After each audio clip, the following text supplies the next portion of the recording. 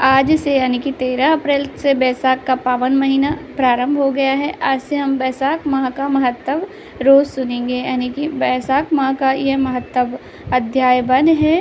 रोज़ एक एक करके हम बैसाख माह के अध्याय सुनेंगे। तो आज का पहला अध्याय है, वैशाख माह का पुण्य कई गुना होकर फलित होता है।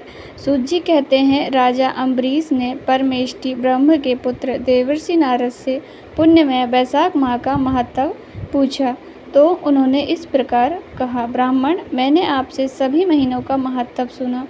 उस समय आपने यह कहा था कि सब महीने में वैशाख मास सबसे श्रेष्ठ है। नारायणं नमस्कृतं नरं चैव नरोत्तमं देवी सरस्वती व्यासं ततो जयमुदीरयते।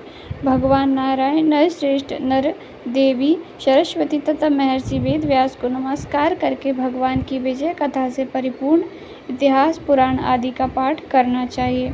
सूत जी कहते हैं, राजा अम्बरीश ने परमेष्टि ब्रह्म के पुत्र देवर्षि नारद से पुण्यमयी वैशाख माह का महत्व इस प्रकार पूछा, ब्राह्मण, मैंने आपसे सभी महीनों का महत्व सुना।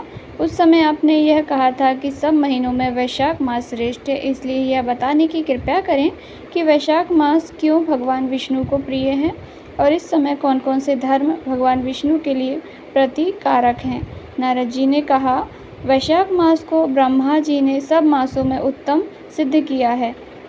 वह माता की भांति सब जीवों को सदा अभिष्ट वस्तु प्रदान करने वाला है। धर्म, यज्ञ, क्रिया और तपस्या का सार है। संपूर्ण देवताओं द्वारा पूजित है। जैसे विद्याओं में वेद विद्या, मंत्रों में प्रणव, वृक्षों में कल्प वृक्ष, धेनु में कामधेनु, देवताओं में विष्णु, वर्णों में ब्राह्मण, प्रिय वस्तुओं में प्राण, नदियों में गंगा जी, तेजों में सूर्य, अस्त्र शस्त्र में चक्र, धातुओं में स्वर्ण, वैष्णवों में शिव तथा रत्नों में कौस्तुभ मणि है। उसी प्रकार धार्मिक साधन भूत महीनों में वैशाख मास सबसे उत्तम है। संसार में इसके समान भगवान विष्णु को प्रसन्न करने वाला दूसरा कोई मास नहीं है।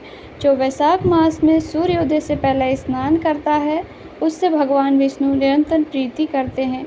पाप तभी तक गरजते हैं जब तक जीव वैशाख मास में प्रातःकाल जल में स्नान नहीं करता।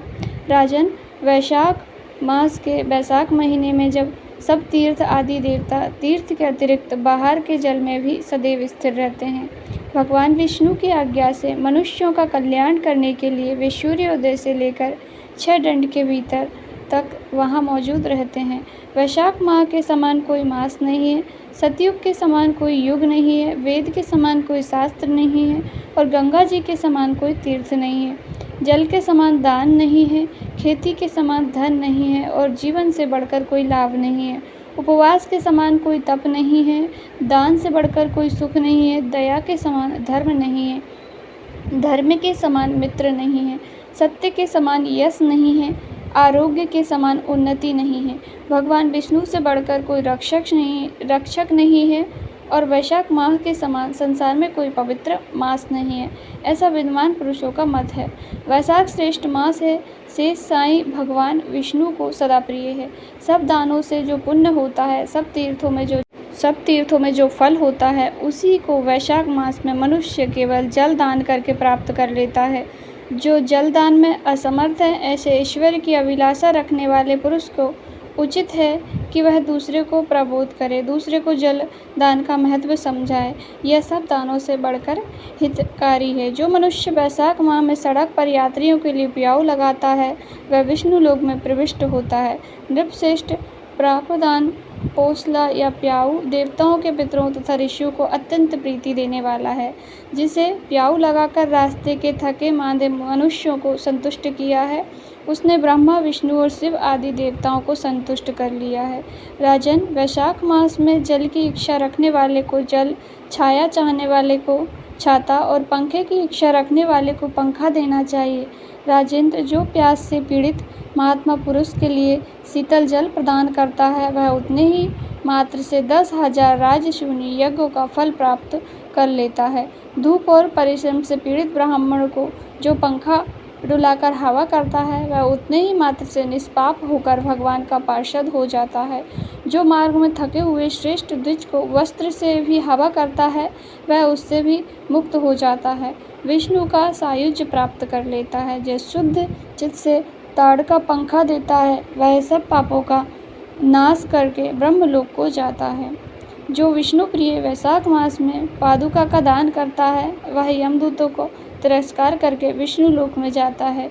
जो मार्ग में अनाथों के ठहरने के लिए विश्रामशाला बनवाता है उसके पुण्य फल का वर्णन किया नहीं जा सकता। मध्याह्न में आए हुए ब्राह्मण अतिथियों को यदि कोई भोजन दे तो उसके फल का अंत नहीं है। राजन, अन्नदान मनुष्यों को तत्काल तृप्त करने वाला है, इसलिए संसार में अन्न के समान कोई दान नहीं है। जो मनुष्य मार्ग में थके हुए ब्राह्मण के लिए आश्रय देता है उसके पुण्य का वर्णन नहीं किया जा सकता। भूपाल जो अन्नदाता है वह माता पिता आदि का भी विस्मरण करा देता है, इसलिए तीनों लोकों के निवासी अन्नदान की ही प्रशंसा करते हैं। माता पिता केवल जन्म के हेतु और जो अन्न देकर पालन करता है मनीषी पुरुष इस लोक में उसी को पिता कहते हैं। वैशाख महीने के नियम। महिथर नाम का एक राजा था जो सदा कामनाओं में आसक्त और जितेंद्रिय था। वह केवल वैशाख माह के योग से स्वतः वैकुंठ धाम को चला गया। वैशाख माह के देवता भगवान मधुसूदन हैं, अतएव वह सफल मास है। वैशाख मास में भगवान की प्रार्थना का मंत्र इस प्रकार है। मधुसूदन देवेश वैशाखे मेघ रवो प्रहाता स्नानम करिष्यामि निर्विघ्नं कुरु माधव। हे मधुसूदन, हे देवेश्वर माधव, मैं मेष राशि में सूर्य के स्थिति होने पर वैशाख माह में प्रातः स्नान करूँगा, आप इसे निर्विघ्न पूर्ण कीजिए। सूर्य में मेष राशि पर स्थित रहते हुए वैशाख माह में प्रातः स्नान में नियम में संलग्न होकर आपको अर्घ्य देता हूँ। मधुसूदन, इसे ग्रहण कीजिए। इस प्रकार अर्घ्य समर्पण करके स्नान करें, फिर वस्त्रों को पहनकर संध्या तर्पण आदि सब कार्यों को पूरा करके वैशाख माह में विकसित होने वाले पुण्यों से वैशाख मास में जो पुष्प होते हैं भगवान विष्णु की पूजा करें। उसके बाद वैशाख माह के महत्व को सूचित करने वाली भगवान विष्णु की कथा सुनें।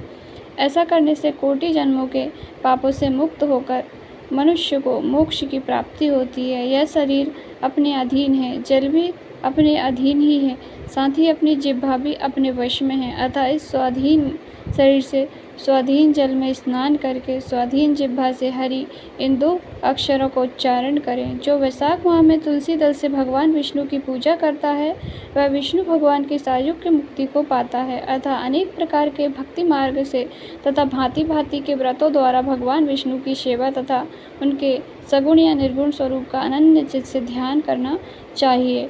वैशाख मास महत्व अध्याय 1 हमारा संपूर्ण हुआ। आगे की कथा हम कल के अध्याय में सुनेंगे। वैशाख माह में जल का दान करना सबसे श्रेष्ठ बताया गया है।